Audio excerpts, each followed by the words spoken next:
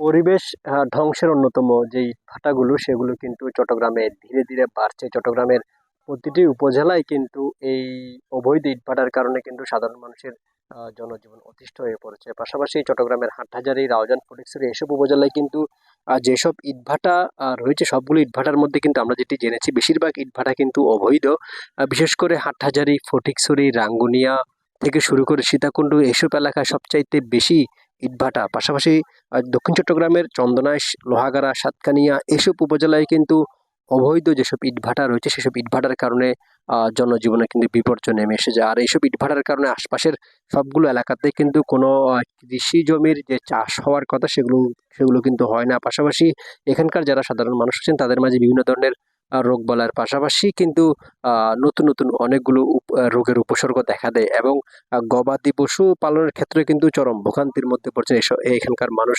আমরা যেটি দেখেছি গত কয়েকদিন ধরে চট্টগ্রামের হাটহাজারী, রাউজান, রাঙ্গুনিয়া এসব এলাকায় কিন্তু বিভিন্নভাবে উপজেলা প্রশাসন, জেলা প্রশাসন থেকে শুরু করে আইন শৃঙ্খলা বাহিনী যেসব অভিযান পরিচালনা করেছে সেসব অভিযানে কিন্তু কিছু ইটভাটাকে জরিমানা করেছেন, আবার কিছু ইটভাটা সিলগালা করে দেওয়া হয়েছে। কিন্তু তারপরও থেমে নেই এসব অবৈধ ইটভাটা, কারণ এসব অবৈধ ইটভাটার যেই কার্যক্রম সেটি কিন্তু বীর দৌড়ে চালিয়ে যাচ্ছে। কারণ ৫ তারিখ পরবর্তী সময়ে আহ, নতুন কিছু রাজনৈতিক দলের নামধারী ব্যক্তিরাই কিন্তু মূলত এইসব অবৈধ ইটভাটা পরিচালনা করছেন। গত কয়েকদিন আগে আমরা যেটি দেখেছি চট্টগ্রামের রাঙ্গুনিয়ায় কিন্তু একটি ইটভাটায় অভিযান পরিচালনা করার সময় উপজেলা নির্বাহী কর্মকর্তার উপর চড়াও হন কিন্তু স্থানীয় নামধারী কিছু রাজনৈতিক দলের নেতাকর্মীরা। তারা কিন্তু অভিযান বন্ধ করতে বলেন। এতে করে আসলে দেখা যায় ইটভাটা যারা মালিকরা রয়েছেন তারা কিন্তু অনেক প্রভাবশালী, সেই কারণে কিন্তু এসব অবৈধ ইটভাটার ক্ষেত্রে কোনো ধরনের তেমন কোনো বড় ধরনের পদক্ষেপ নেওয়া যায় না।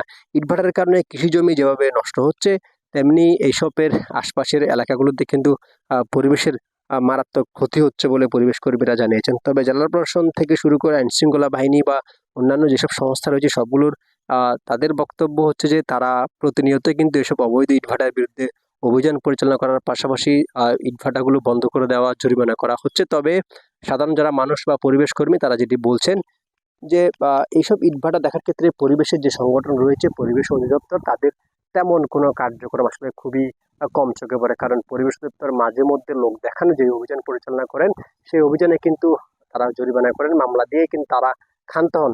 পরিবেশ অধিদপ্তর যে অভিযান চালায় তারা শুধু মামলা দেওয়ার পরপরই তাদের যে কার্যক্রম তারা সেখানে সীমাবদ্ধ থাকেন। সেই কারণে কিন্তু এসব অবৈধ ইটভাটার মালিকরা কিন্তু দিন দিন আরো বেপরোয়া হয়ে উঠছে। তো নাগরিক সমাজের প্রতিনিধি থেকে শুরু করে পরিবেশ কর্মীরা বলছেন অবৈধ ইটভাটা বন্ধে আসলে সরকারের পক্ষ থেকে এবং আইন শৃঙ্খলা বাহিনী বা জেলা প্রশাসনের পক্ষ থেকে যদি কঠোর পদক্ষেপ নেওয়া হয় তাহলে হয়তো এসব ইটভাটা বন্ধ হতে পারে। তো অবৈধ ইটভাটা নিয়ে চট্টগ্রামের হাটহাজারী থেকে এই ছিল আমার কাছে সর্বশেষ।